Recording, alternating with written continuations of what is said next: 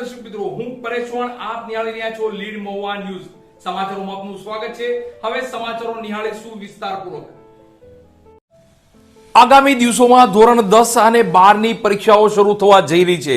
ત્યારે આ પરીક્ષામાં વિદ્યાર્થી મિત્રો સફળતા મેળવે અને આગામી દિવસોમાં તેમનું ભવિષ્ય ઉજ્જવળ થાય તેવા શુભ ભાવ સાથે મહુવાની ગાયત્રી શક્તિપીઠ દ્વારા એક મહાયજ્ઞ કરવામાં આવ્યો હતો.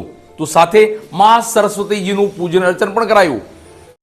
ગાયત્રી શક્તિપીઠ મહુવા દ્વારા ધોરણ 10 અને 12 ના વિદ્યાર્થીઓ માટે બોર્ડની પરીક્ષા અને તેમના ઉજ્જવળ ભવિષ્યને લઈ ગાયત્રી યજ્ઞ અને મા સરસ્વતીજીનું પૂજન અર્ચન કરાયું હતું. શાળા સંચાલકો અને વાલીગણ જ્યારે બોર્ડની પરીક્ષાઓ આવે છે ત્યારે વિદ્યાર્થીની ચિંતા કરી તેને મદદ થાય તેવા કાર્યો કરતા હોય છે અને તેને લેખન વાંચનમાં પણ મદદ કરતા હોય છે. પણ મહુવાની એક ધાર્મિક સંસ્થાએ પણ આવા વિદ્યાર્થીઓની ચિંતા કરી તેમના ઉજ્જવળ ભવિષ્ય માટે વિદ્યાર્થીઓ માટે એક ધાર્મિક કાર્યક્રમનું આયોજન કર્યું હતું. તારીખ 8 માર્ચને શુક્રવારના રોજ મહુવા શહેરના છેવાડાના વિસ્તારમાં આવેલ ગાયત્રી શક્તિપીઠ, જેને મહુવાવાસીઓ ગાયત્રી મંદિર તરીકે ઓળખે છે, તેના સેવક ગણ દ્વારા ધોરણ 10 અને 12 ના વિદ્યાર્થીઓના ઉજ્જવળ ભવિષ્યને લઈ અને તેમની પરીક્ષાઓ સારી જાય તે માટે ગાયત્રી મંદિર ખાતે જ ગાયત્રી યજ્ઞ દ્વારા મા સરસ્વતીજીનું પૂજન અને વિશેષ આહુતિ સાથે મહાયજ્ઞનું આયોજન કરવામાં આવ્યું હતું. ગાયત્રી શક્તિપીઠ દ્વારા અગાઉથી જ મહુવા વાસીઓને જાણ કરાતા આ મહાયજ્ઞ અને મા સરસ્વતીજીના પૂજનમાં મોટી સંખ્યામાં વિદ્યાર્થી ભાઈઓ અને બહેનો આવી પહોંચ્યા હતા અને તેઓ દ્વારા મહાયજ્ઞ કરી તેમાં આહુતિ આપી અને મા સરસ્વતીજીનું પૂજન પણ કરાયું હતું. ધાર્મિક સંસ્થા દ્વારા આવા વિદ્યાર્થી હિતના કાર્યો થઈ રહ્યા છે એ ખૂબ જ સારી બાબત છે.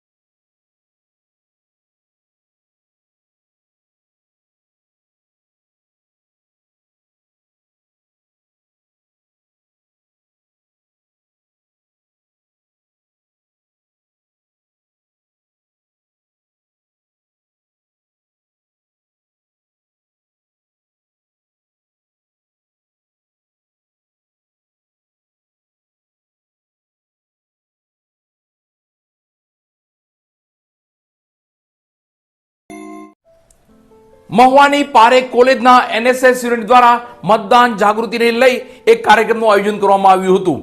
તો મતદાન અચૂક કરીએ તેવા શપથ પણ લેવડાવવામાં આવ્યા હતા.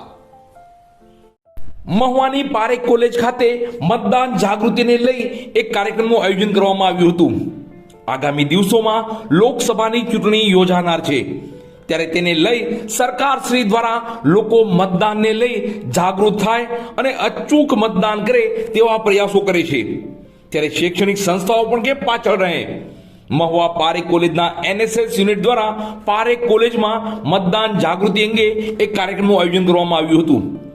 લોકો મતદાનને લઈ જાગૃત થાય, નવા મતદારો પણ મતદાન કરવા પ્રેરાય, આપણા મતદાન કરવાના અધિકારનો અચૂક ઉપયોગ કરીએ તેવી બાબતોને લઈ માહિતી આપવા એક કાર્યક્રમનું આયોજન કરાયું હતું.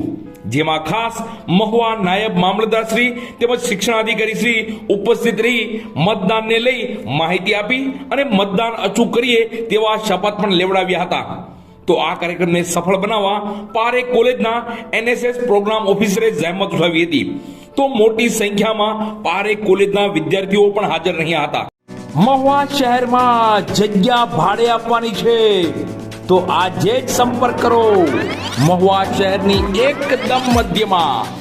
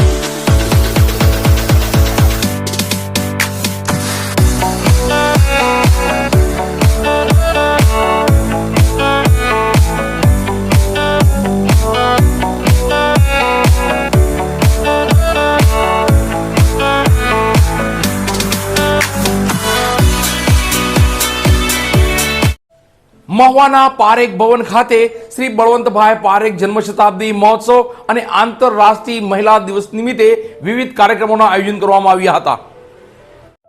મહુવાના પારેખ ભવન ખાતે શ્રી બળવંતભાઈ પારેખ જન્મ શતાબ્દી મહોત્સવ અને આંતરરાષ્ટ્રીય મહિલા દિવસ નિમિત્તે વિવિધ કાર્યક્રમોના આયોજન કરવામાં આવ્યા હતા. આંતરરાષ્ટ્રીય મહિલા દિવસ નિમિત્તે યોજાયેલા આ કાર્યક્રમની જો વાત કરવામાં આવે તો મૃદુલાબેન ઠક્કર દ્વારા શિયાળુ શાકભાજી અથાણું ડેમો વર્કશોપ યોજાયો હતો. તો એવરગ્રીન ડાન્સ પરફોર્મન્સમાં અલકાબેન ભટ્ટ, જિજ્ઞાબેન ઠક્કર અને મેઘાબેન ભટ્ટ દ્વારા સુંદર અને મનમોહક નૃત્ય રજૂ કરી સૌ કોઈને મંત્રમુગ્ધ કરી દીધા હતા. ગૃહિણી ગૃહ કાર્યની સાથે મંચ પર પણ પોતાનું પરફોર્મન્સ બતાવી શકે છે એવું આંતરરાષ્ટ્રીય મહિલા દિવસ નિમિત્તે આ 3 મહિલાઓએ સાબિત કરી દીધું હતું.